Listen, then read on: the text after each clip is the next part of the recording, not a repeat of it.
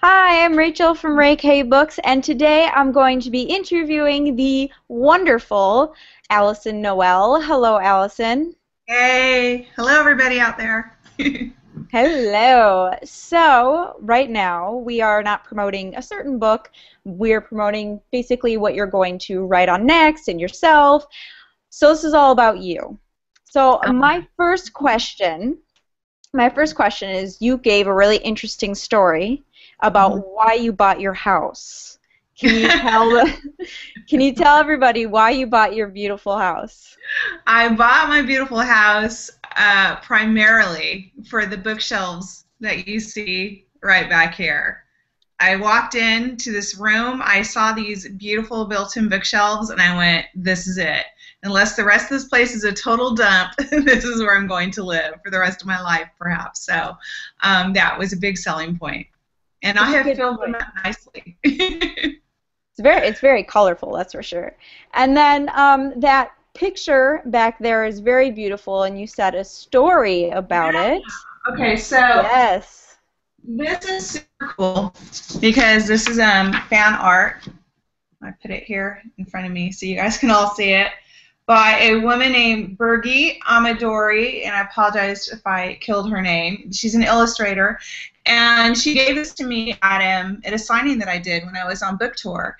And in the Immortal series, there is a scene where Damon, who is a very talented artist, paints a portrait of Ever, and it is combining all of the past lives where they knew each other. So all of the different personalities that she was over the course of the 400 years that they've known each other, and he kind of encapsulated that into this one portrait.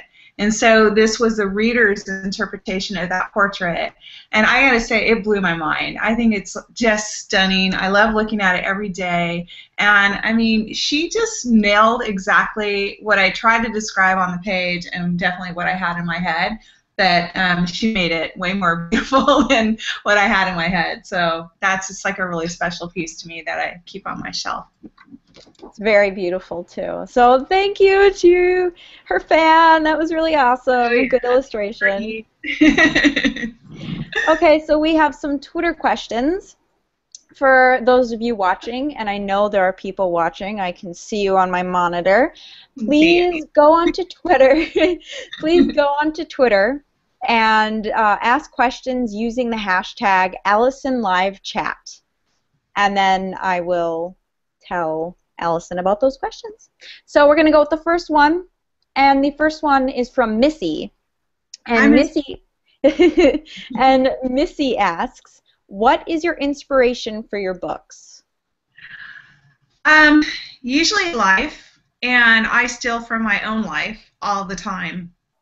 It's been a pretty eventful life, and so I often draw on a lot of the moments that I've had, experiences that I've had, travels that I've had, people I've known. The more painful and gritty, the better, because that's where the better lessons come from.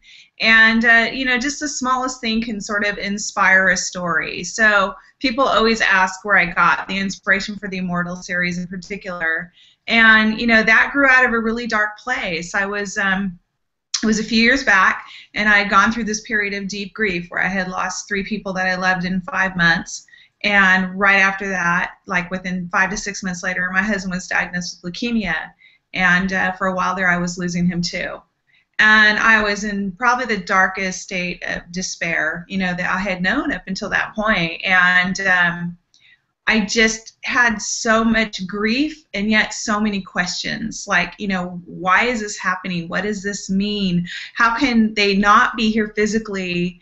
I can't ever see them or touch them again, but I can still sort of feel their energy. It still feels so alive. And so writing Evermore was really an attempt for me to find comfort in grief and comfort for my grief and answers to all of these questions that I had in my head. And I actually had no intention to publish it. I was literally writing it for me because at the time I was under contract for 3 other books. So it was a side project. Nobody knew I was working on it but my husband, and I had worked on it, off and on for quite a while.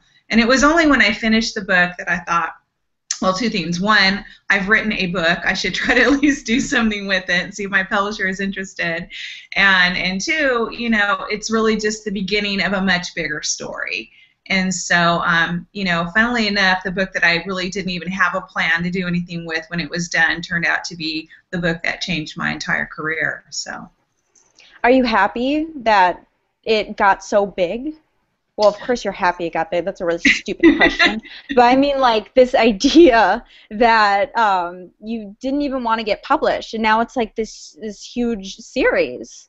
Like, well, I mean, every author, dreams of like having that moment when you hit it big, primarily because you're writing to be read. And so when your book hits it big, it means you're really being read by a large group of people. Of course, that's something you can't control at all. There's a lot of completely beautiful, lovely books that don't ever really hit that level, and then other ones do. It's just, you never know what's going to, sort of attract the zeitgeist. But yeah, I'm really happy and proud that that happened, because I think that there's a lot to those books. There's a really, romantic adventure on one level, but there's a lot of really deep philosophical sort of musings and questions in there as well.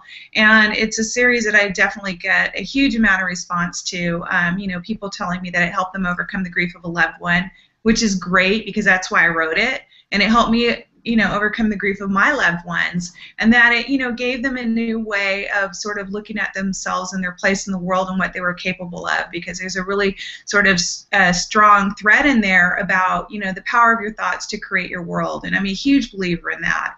And so, yeah, I'm really happy that it reached that large audience, because I think there's something in there, that is sort of inspiring people and helping people. And that's always, a great thing at the end. And so you wrote this book, I'm guessing, as a standalone, right? And now it's a series. So once it got bought, how did you think, okay, well, I'm going to make this into a series? Like, how did that form into your head? Well, it was when I finished Evermore that I realized it was really the jumping off point for a much bigger journey. I knew it didn't end there. So I already had it in my mind that it was going to be a series.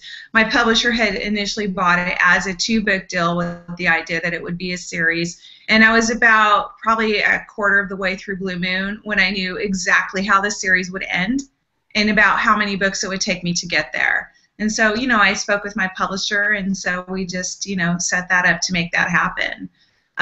So, initially I was just kind of walking into it blindly, but then by, that point in Blue Moon, I knew exactly where it was going, and it was just a matter of putting the characters through all those scenes to get to that end result.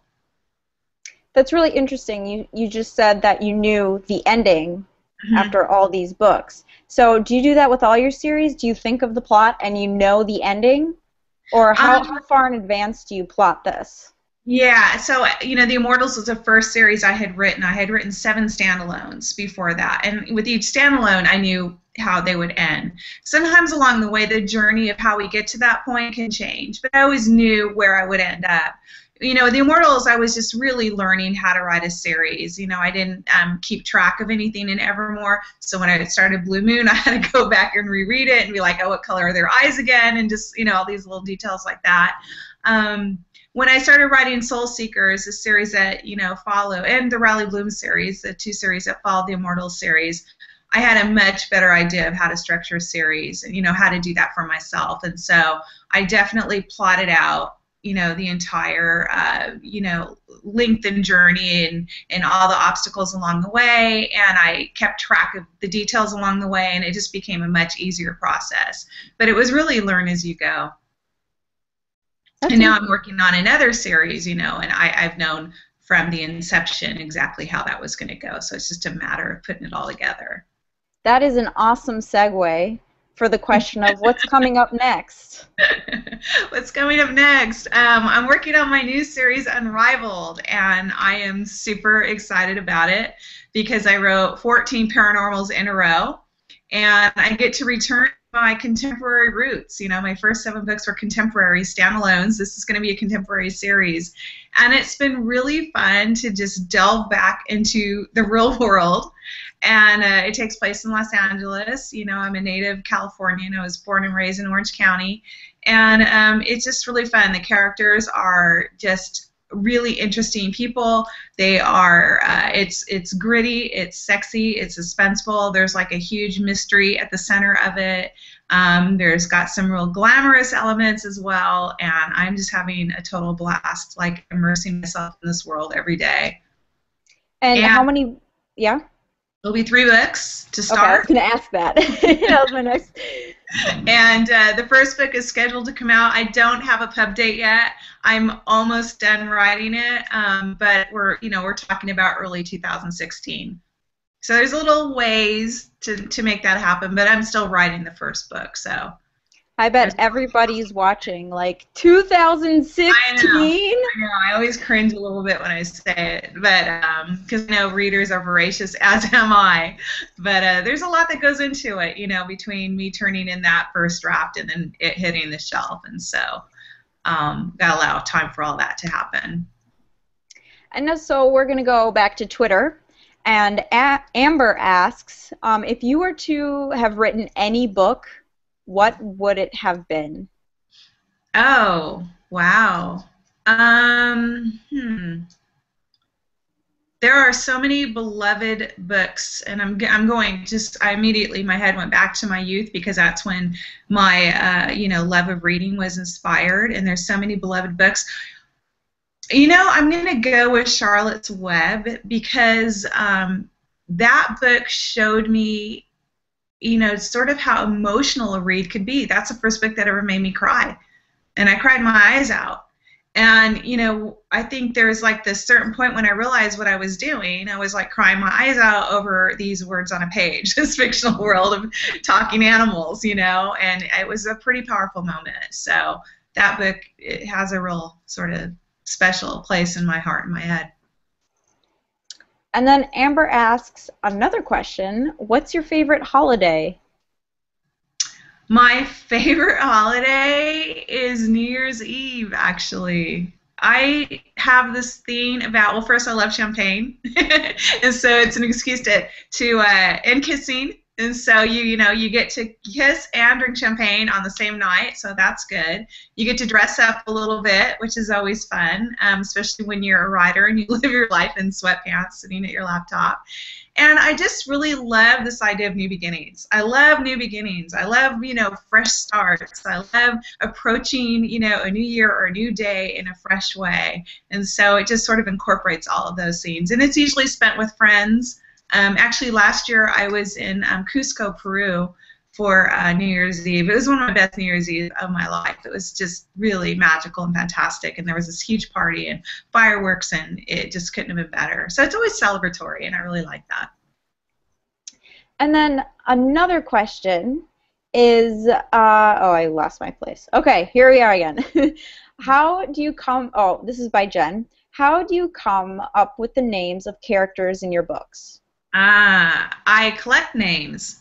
I love unusual names, and so I have a file of unusual names. It's called the Unusual Names file, and anytime I see an interesting name, I jot it down, and I add it to the file when I can. So, at the end of a movie, I'm the one sitting in the theater reading through all of the credits. You see some amazing names in those credits.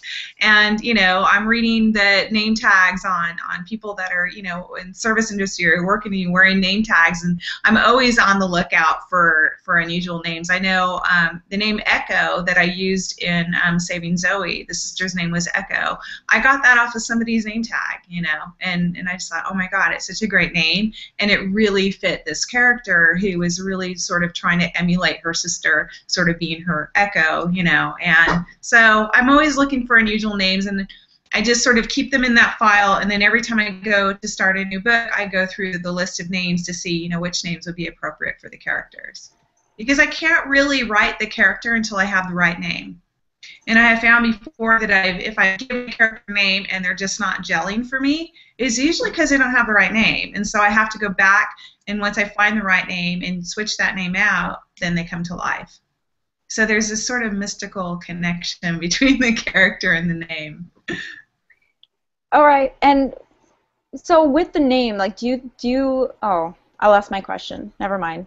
I was trying to think of this witty question about names, and I failed. So let's go back to the Twitter questions. Okay.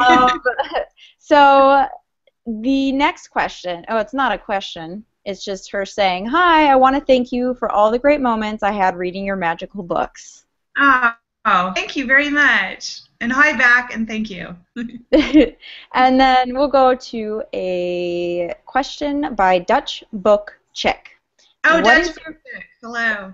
Been tweeting about the event, so. Yeah, I've seen that, so thank you so much. Who is your favorite character for the Soul Seeker series?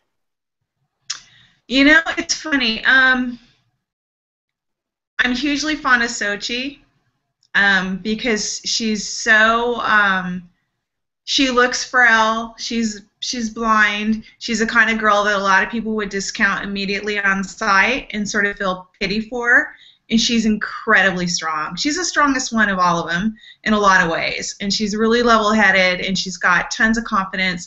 And she has a smoking hot boyfriend who thinks she is the best scene in the world. And so there is like absolutely no reason whatsoever to feel sorry for this girl because she has sort of carved out this really great life for herself, and she's going to go really far.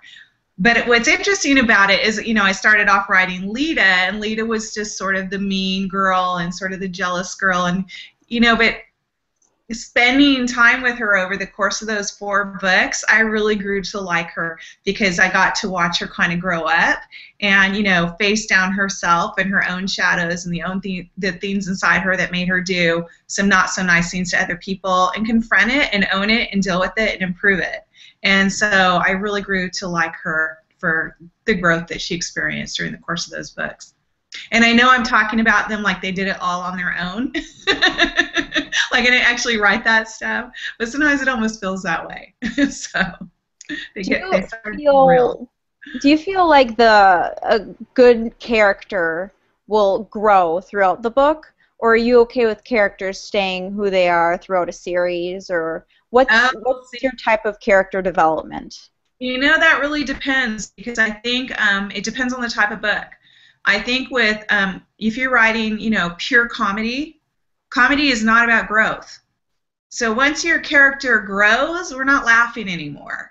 The punchline depends on them sort of staying the same and sort of getting in the same kind of problems all over again and sort of indulging their quirks and never really becoming very self-aware.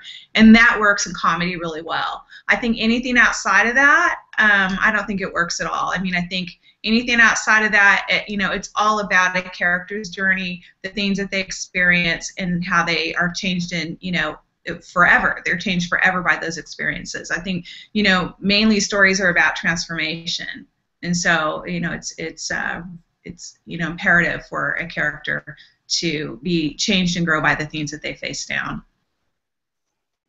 And then another question. This is from Nicole, and she asks, I am an aspiring author and was wondering if you have any advice. I do. It's probably the same advice any other author would give you. I can't say it's all that original, because we're all going to tell you to read. We're all going to tell you to read. Because I think reading is the best thing a writer can do to improve their writing and to get them to think about writing and structuring and plotting and describing and, and read analytically. What worked for you? What didn't work for you? How would you do that better? How would you do it differently? How would you wish you could have done it exactly like that? Reading is really your best tool. But I'll take it one step further. And I think the thing that really trips people up the most is the perfection monster. It's that need to be perfect and to have every sentence be perfect and to have it look exactly like, fill in the blank, the name of your favorite author, when the fact is that there is no such thing as a good first draft. No one's first draft gets published. And you really have to get over that need to see yourself execute a perfect sentence and allow yourself to write a really, really crappy one, because you're going to go back and fix it later. But I think it's Nora Roberts who says you can't fix a blank page, and it's absolutely true. So you have to start somewhere. So I'll have days where I'm writing, and I know it's just terrible. I know that. And I'm just like, oh, sometimes I'm in my head going, oh, this is so bad. But it's not going to stay that way, and I'm certainly not going to give it to anyone to read. those are, you know, that's for my eyes only. And so I'm going to go back and I'm going to fix it up. But those days are about allowing myself to sit down and write, and just, you know, it's got to go somewhere. I got to take myself somewhere. Mm-hmm. And I usually find that there's something at least workable in there. Even if I have to change every word, something about what I, you know, put down on that paper will bring me to the next place. So I think the most important thing is to turn off the judgy voice and allow yourself to just create and find your way through the story. Because, you know, your best friend is a delete key, and you're going to use it a lot. And good luck. And hang in there. So we have another question from Dutch Book Chick. And she asks, if you could pick one book to take with you to an uninhabited island, what book would that be and why? I should bring one of the books from my my nightstand, because there's like, I don't know, 20 of them, and never mind what's on the iPad that need to be read, and even some of these behind you have yet to be read. I should probably pick one of those books. So, but I know that this is more a question about your favorite book. So I think I would take, no, you know, I'm going to take Game of Thrones Volume 1. I'm going to take Game of Thrones because, one, I'm sure there's some good survival tips in there. I haven't read it yet. I own it. And I think I'm going to be on this island for a while. And so, you know, it's going to take me a while to get through this book. So I'm going with Game of Thrones. And you watched the TV show? I am totally addicted. Yes, I am addicted. It's a good show. It's a good show. Yeah. So another question is, do you think that our world works the same way it works in the Immortal series? Oh, that's a good question. In many ways, yes, I do. A lot of the sort of, you know, esoteric, mystical ideas that I was exploring in those books were things that I was actually exploring in my life as well. And I did a ton of research for those books. I actually did several sessions of past life hypnosis because I wanted to see, you know, everyone has been reincarnated many, many times, and I wanted just to kind of get a feel what might that be like? What's that all about? What's that experience? I did psychic development seminar with James Von Prague, who's a world famous medium. For soul seekers, I did a 3-day shamanism immersion course where I journeyed to the lower world, just like Dare does in Fated, and I gave her a lot of the same experiences. So yeah, I like to approach the world as though I know very little about how it works, because I find that far more interesting. And I am actually a firm believer in the idea that I use a lot throughout the Immortal series and Soul Seekers as well, and that's the idea that our thoughts create our experience in our world, because I've seen that happen in my own life firsthand. So yeah. So that I have another question about that, is how much research did you do for the Seekers and the Immortal series? A lot. I mean, the Immortals, I read so many books. A lot of them are on the shelf.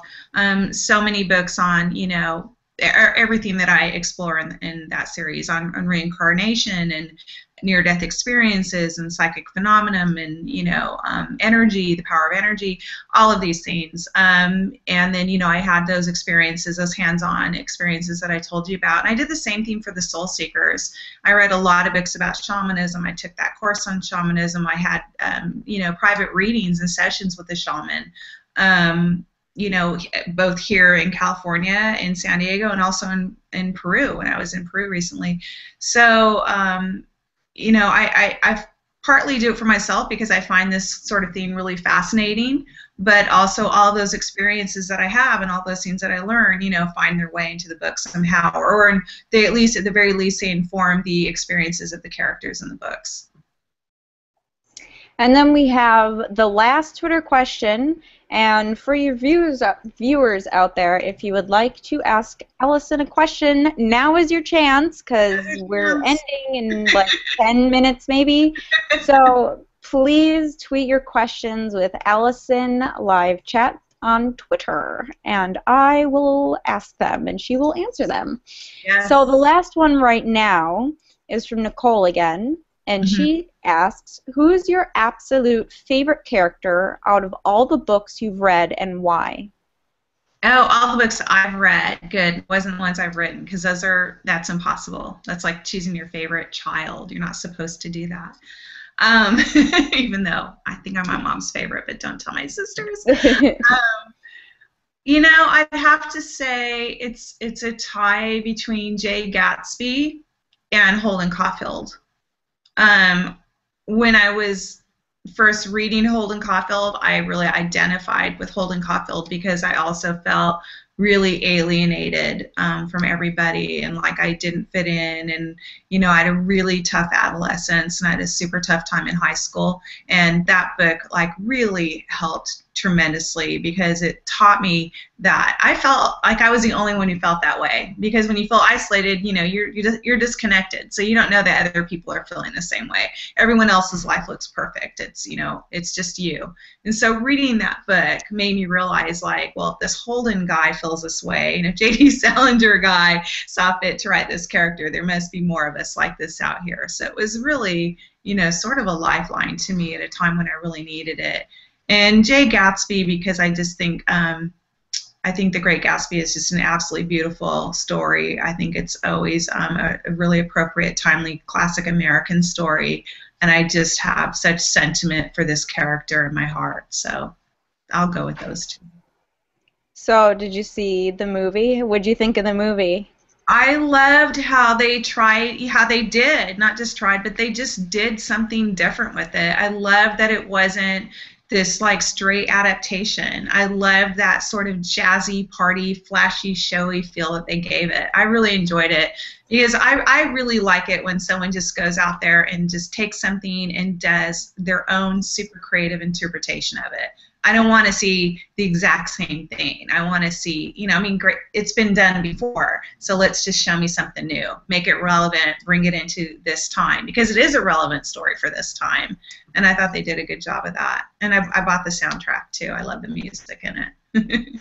I've only seen the trailer. It looks really good. I've heard reviews. I've seen reviews where they say that it's just visually stunning. It is. It is. It's a feast. It's a visual feast. It's like a candy store of awesome things to look at.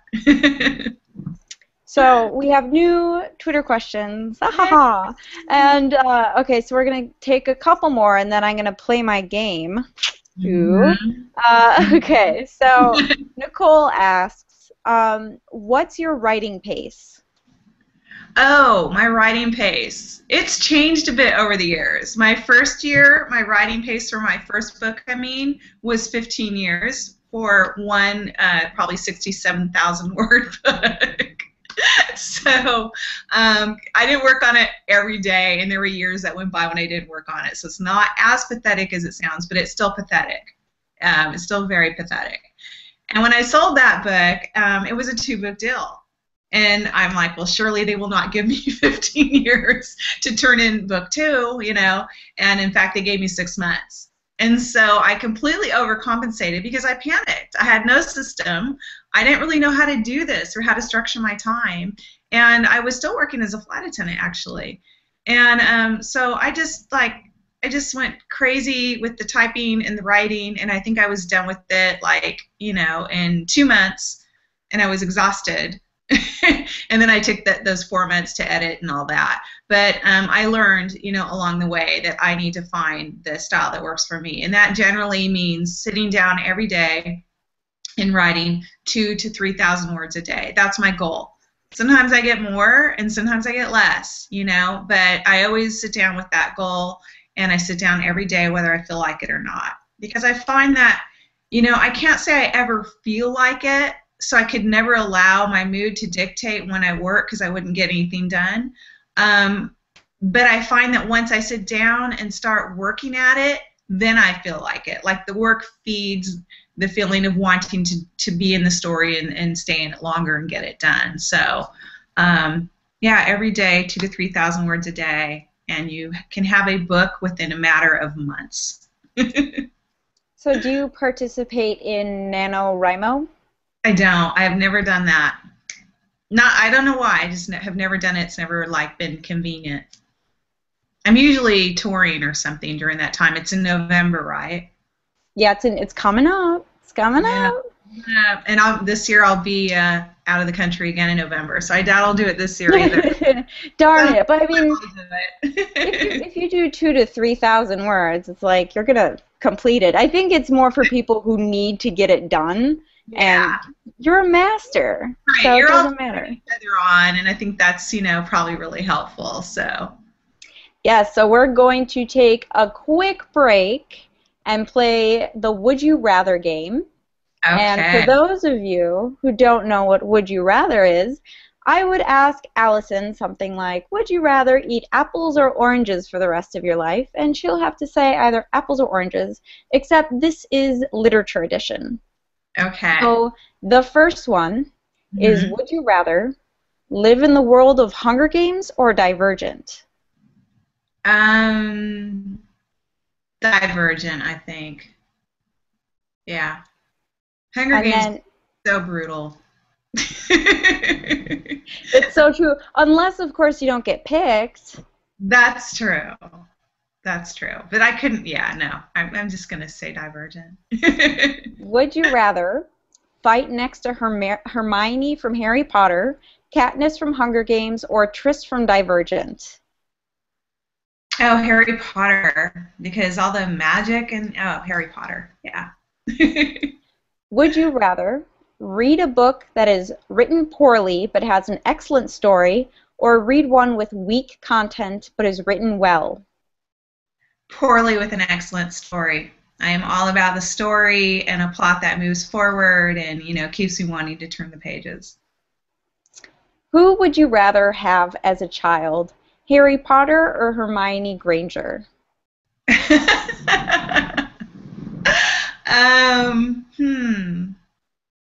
Probably Harry. I'll go with Harry. Would you rather write novels where all of the characters are women or all men for the rest of your writing career? Oh, that's really tough. Probably all women.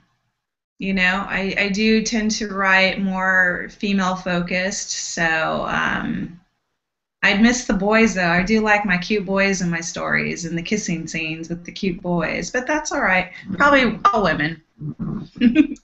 Would you rather only write your books in trilogies or standalones for the rest of your writing career? Probably trilogies, because you can really get in deep with the characters and really take them on this really big journey and put them through like all kinds of hell. And that's really fun. Because putting them through hell is a good time. Good fun. My characters hate me. Well, we love you for writing them, so it's all good. Would you rather write a book without using conjunctions or have every sentence of your book begin with one? Oh my God. Hard questions, I know. It's a very difficult question. You know what? I'm going to have every sentence begin with one. I think that'd be a heck of a challenge, and we'd keep the dialogue sounding more modern. So, yeah. Would you rather write a plot twist you hated or write a character you hated? Oh, character I hated. Yeah. Because you can always find something that you learn to love in these people, and a lot of times I find that the villains are the most unlikable characters in the beginning are the ones that I really end up kind of rooting for in a weird, perverse way.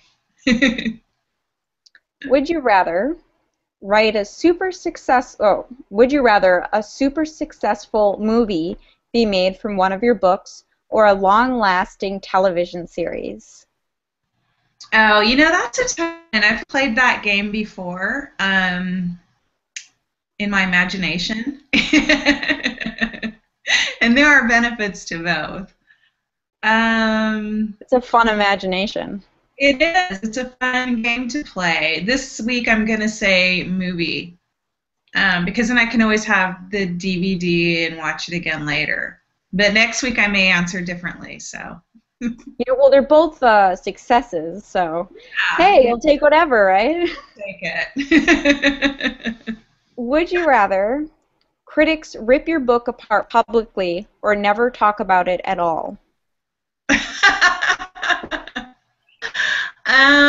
You know what? I guess rip it apart publicly. Yeah, because I've definitely had that happen, and that happens with your successful books and not with your non-successful books. So, you know, let them rip.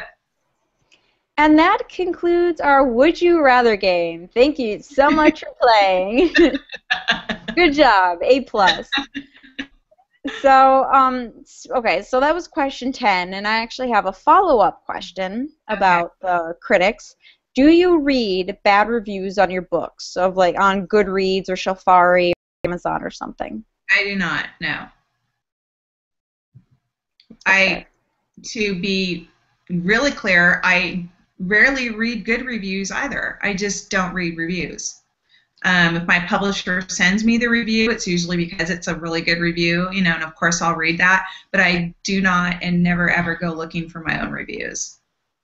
I think that, I think that there can be a certain seduction in wanting to see what everybody's saying about your book, but at the end of the day, you have to write your book the way you intended it to be.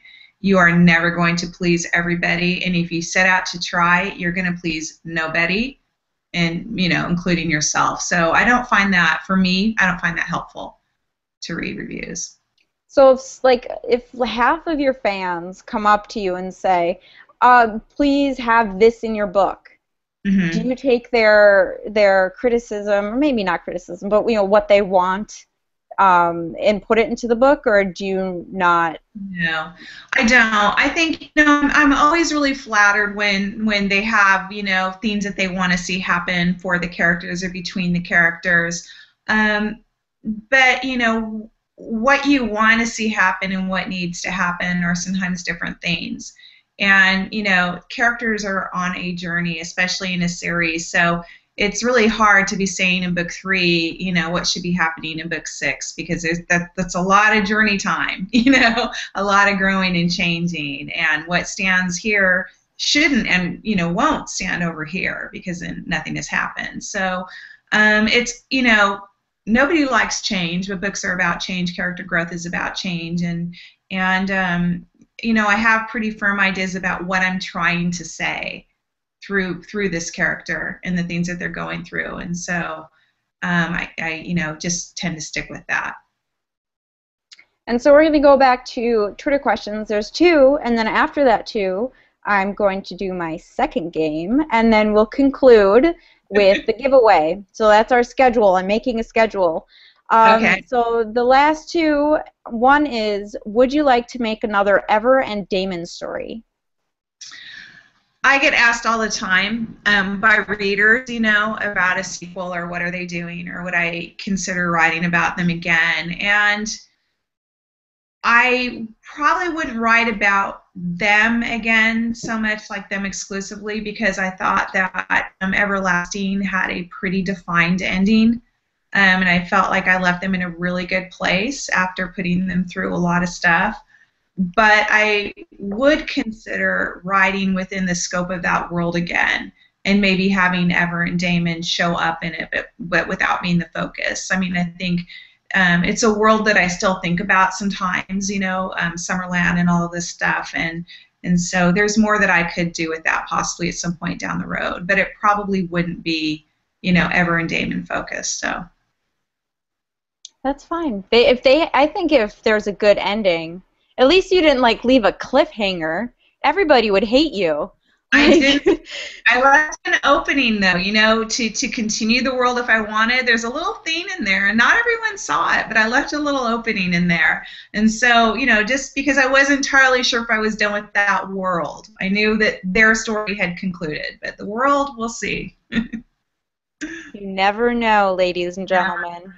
It will be a mystery.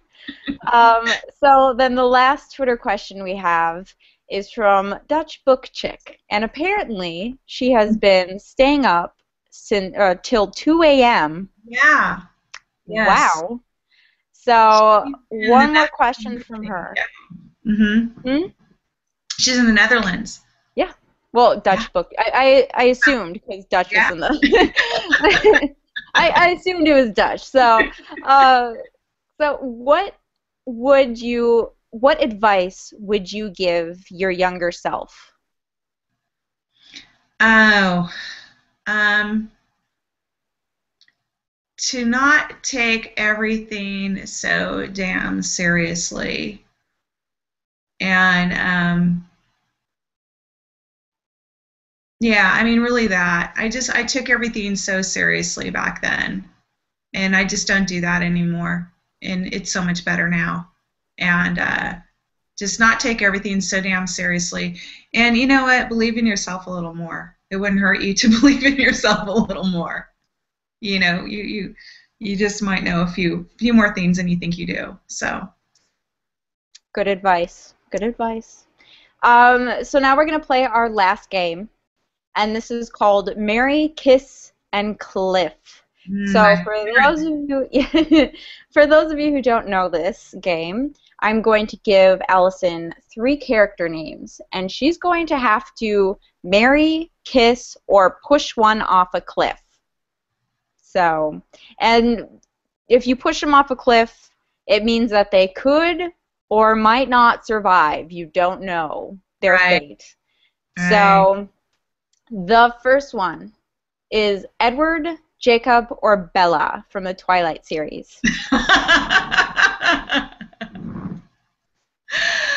Oh, God. Okay. I would have to marry one. Okay, I would marry Edward because I'm more partial to vampires and werewolves. But I would kiss Jacob because he's pretty smoking hot. And if I was going to marry Edward, I suppose I would have to push Bella off the cliff because she would not like me marrying Edward. So it's a win situation. I'm sorry, Bella, but only one of us can marry Edward. And in this scenario, it's me. The next one is Harry, Ron, or Malfoy from Harry Potter. I'm going to marry Harry. I am. I like the way Harry thinks. And I'm going to kiss Ron because I think he's kind of cute. And I'm going to push Malfoy off the cliff because I have to push somebody off the cliff. And so yeah, he's a leftover. What can you say? So the next one is Peeta, Katniss, or Gale from the Hunger Games. I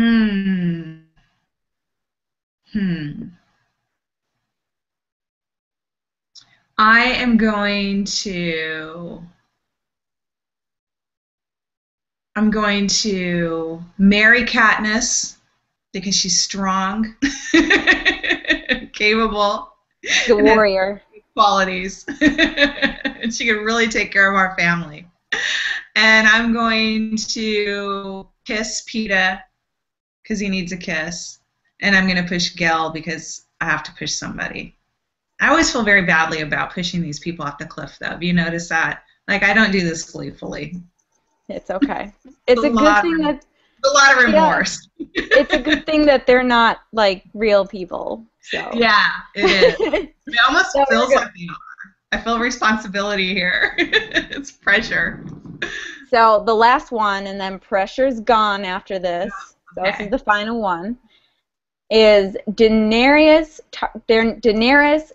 Targaryen, Jon Snow, or Jaime Lannister from Game of Thrones? Well, I would like to kiss and marry Jon Snow. That's not allowed. Sorry, you can't do that. Okay, so I'm gonna marry Daenerys. Is wait, who's Daenerys? Daenerys is the Mother Dragon. Oh, right. Okay. Oh my gosh, she's so awesome. I always call her the Khaleesi, so I forget. Like Oh, she's, Khaleesi. Yeah, I Khaleesi. always forget she's Daenerys. Oh, she's amazing. This is very difficult. Yeah. Okay, I'm gonna push Lannister off the cliff because he's a Lannister, and I'm just sort of over the Lannisters. Um, I'm going to. I'm gonna marry the Khaleesi because she's the mother of dragons, and how awesome is that? Oh, yeah. And I'm going to kiss Jon Snow probably like 3 times because he's Jon Snow. And that concludes our game. Thank you so much for playing. So now I'm going to talk about the giveaway. Yes. So Alyson here is very kind, and she's going to give away 2, count them 2, copies of the #1 of Soul Seekers, which is Fated. Mm-hmm. And this is international, so Dutch book chick, you can enter this. Yes. And so what you have to do in order to win Fated is this this live chat thing is going to become a YouTube video. And when it becomes a YouTube video, I would like you to comment on that video. And then the second thing, this is optional, but extra points, is to follow Alyson on Twitter. And I will put her Twitter username in the description. It's her name, like that's her username, but I'll put it there anyway.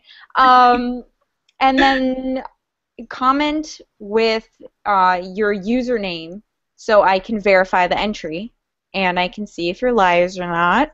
I hope you aren't liars, but you never know. And liars.